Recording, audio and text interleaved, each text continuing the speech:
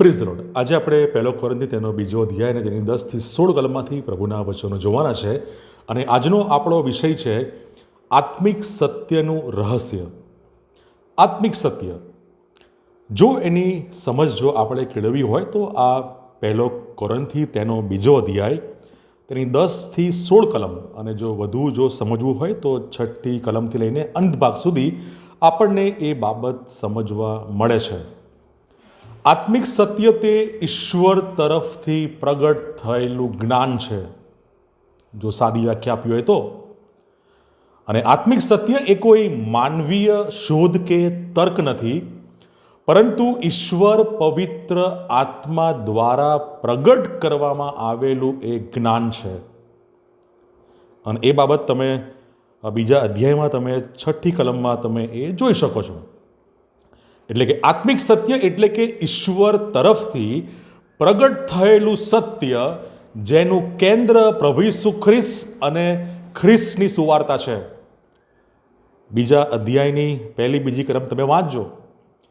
પ્રેરિત પાઉલ કહે છે, કેમ કે ઈસુ ખ્રિસ્ત અને તે વધસ્તંભે જડાયેલા, તે સિવાય હું તમારી સાથે રહીને બીજું કંઈ જ ન જાણું એવો મેં નિશ્ચય કર્યો છે. એ આત્મિક જ્ઞાન, એ આત્મિક રહસ્ય, આત્મિક સત્ય એટલે કે પ્રભુ ઈસુ ખ્રિસ્તનો વધસ્તંભ અને પ્રભુ ઈસુ ખ્રિસ્તની સુવાર્તા એ આત્મિક સત્ય છે.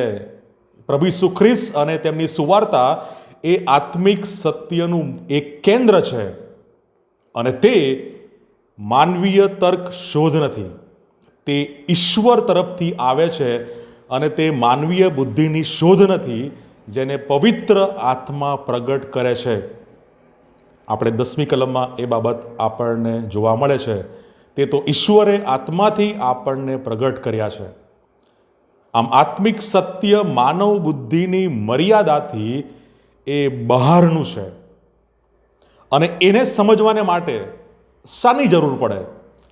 12મી કલમ જો આપણે વાંચીએ તો એ લખે છે, પણ અમે જગતનો આત્મા નહીં, પણ જે આત્મા ઈશ્વર તરફથી છે તે પામ્યા છે, જેથી ઈશ્વરે આપણને જે વાના આપેલા છે તે અમે જાણીએ.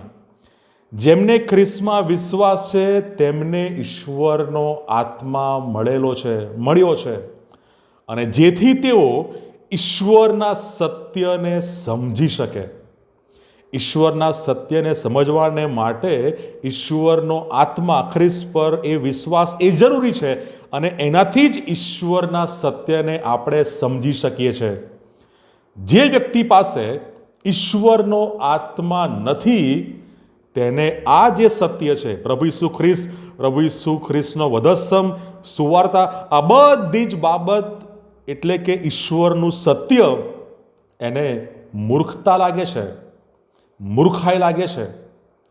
કારણ કે એ ઈશ્વરના સત્યને સમજવાને માટે આત્મિકતા, ઈશ્વરના આત્માની એ જરૂર છે. જો એ નથી તો વ્યક્તિને એ સુવાર્તા, એ પ્રભુ ઈસુ ખ્રિસ્તનો વધસ્તંભ એ એને મૂર્ખાઈ લાગે છે. અને આત્મિક વ્યક્તિ જ તે બાબતોનું મૂલ્યાંકન ઈશ્વરના સત્યના પ્રકાશમાં એ કરી શકે છે. ઈશ્વરના પ્રકાશમાં, ઈશ્વરના સત્યના પ્રકાશમાં જ એ સમજી શકે છે. આમ આત્મિક સત્ય એ આપણે જોઈ શકીએ છીએ કે જે જન આધ્યાત્મિક છે તે સર્વને પારખે છે, પણ પોતે કોઈથી પરખાતો નથી. એ સત્ય સમજવાને માટે ઈશ્વરનો આત્મા એ જરૂરી છે. જે આત્મિક છે, જેની પાસે ઈશ્વરનો આત્મા છે, તે જ એ ઈશ્વરના પ્રકાશમાં એ સમજી શકે છે.